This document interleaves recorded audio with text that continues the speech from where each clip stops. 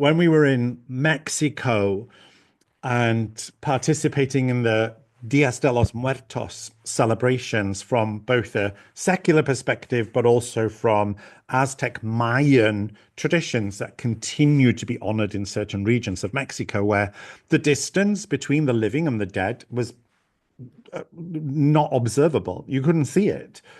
And for Dias de los Muertos, the bones of the ancestors come out of their graves. They spend time cleaning them, creating beautiful new wraps for the bones, telling stories to the children who were very young. The youngest was 3 years old.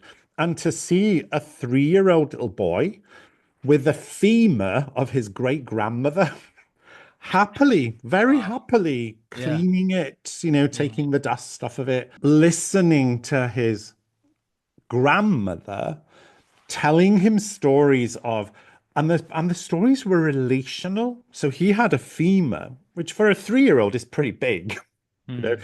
But she was telling this little boy how his great grandmother walked through life. She was making the stories relational to every single part of her physical remains. And it was one of the most beautiful things I've ever seen because I, as a stranger who had no connection to this family, I had a vision of who this woman was. She came alive in that moment. And I could see the joy, the sense of connection that those children had to an ancestor who had died 35 years ago, Mm. who they never met.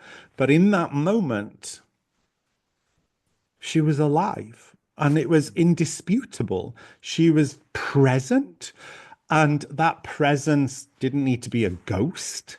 It didn't need to be an apparition, all the things that television feeds us of what a dead person looks like if it comes back.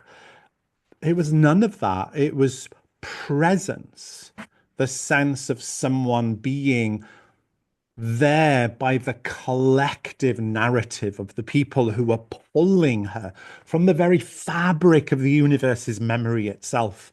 And there she was.